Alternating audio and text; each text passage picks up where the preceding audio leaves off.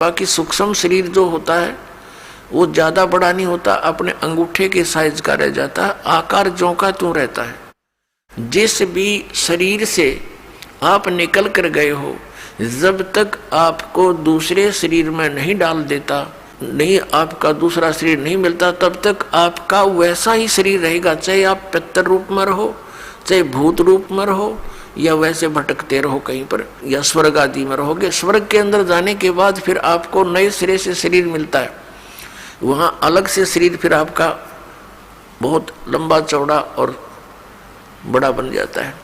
तो कहने का भाव यह है कि रहेगा आकार मनुष्य का ही। तो जब ये दूसरे शरीर में पशु पक्षी के चला जाता है तो फिर उस पशु वाला ही शरीर आपका रहेगा। जब उससे निकल जाएंगे तो नेक्स्ट में प्रवेश होगा तो उस जैसा ही हो जाएगा। फिर मनुष्य शरीर में आएगा तो मनुष्य जैसा ही, मनुष्य के अंदर जो आपका जीव आएगा उससे निकलेगा तो फिर भी वो मनुष्य जैसा ही रहेगा। ऐसा होता है। तो इसको ये बहुत थोड़े ही स्थान पर लाखों की संख्या में बैठ सकते हैं। एक शरीर में जैसे किसी बहन भाई में देखा, प्रेतों की पूरी मंडली की मंडली प्रवेश हो जाती है। वो सूक्ष्म शरीर होता है उनका, एक एक में 20-20, 30-30 प्रवेश हो जाते हैं। ये भूत यानी सूक्ष्म शरीर इतना छोटा ही होता है, ये बड़ा भी हो जाता है और घटता घटता इसको बहुत सूक्ष्म छोटा भी बन सकता है। ऐसा आ जाता है, इस अंगूठे से भी छोटा बन जाता है। यानी इसमें एक ऐसा तत्व है जो सूक्ष्म ही है। अब उसका क्या आपको प्रमाण दें? जैसे जो भक्त इस दास से उपदेशी हैं, परमपिता की यथार्थ भक्ति कर रहे हैं, उनकी आंखों के सामने कुछ भक्ति के लक्षण दिखाई देते हैं। ऐसे सूक्ष्म हैं वो, तार से दिखाई देंगे, कुछ और भी बहुत सी ऐसे नजर आएंगे। वो इतने सूक्ष्म होते हैं, वो आपके भक्ति के परिणाम हैं, लक्षण हैं।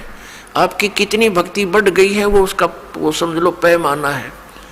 और वो इतना सूक्ष्म है कि आप जैसे बस में बैठे हो या गाड़ी में बैठे हो अपनी कार में और शीशा बंद हो, उस ग्लास से देख रहे हो तो शीशे के बाहर भी दिखेगा आपको, यानी शीशे को भी पार कर जाता है। और अंदर देखोगे तो यहाँ निकट से निकट भी बहुत छोटा भी हो जाता है। तो इस टाइप का सूक्ष्म शरीर होता है जो यहाँ की दूरबीन सूक्ष्मदर्शी या फोटो कैमरे में नहीं आ सकता। वो सूक्ष्म ऐसा होता है शरीर।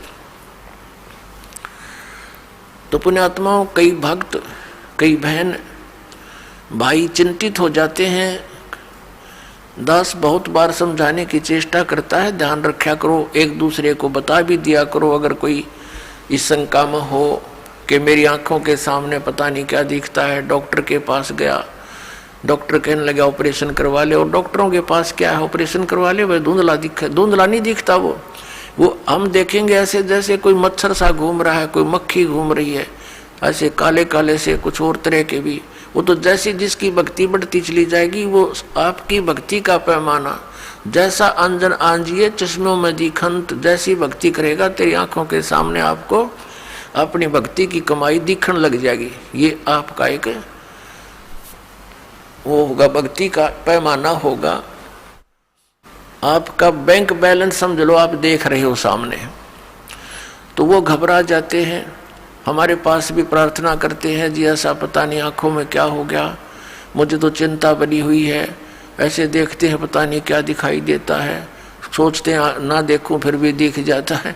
फिर उनको समझाते हैं कि ये आपकी भक्ति की कमाई दिखाई दे रही है, ये नहीं है तो आपका माइनस आपकी भक्ति, फिर भक्ति चली नहीं आपकी। इससे आपकी भक्ति संग्रह होगा, वो धन वो दिखाई दे रहा आपको, बाहर है वो अंदर दिखता है, उसका रिफ्लेक्शन बाहर आपको, तो संतुष्ट होते हैं। तो पुण्यात्माओं, ये वो भक्ति है कि आपको आपके समक्ष दिखाई दे रही होती है, तो घबराना नहीं होता।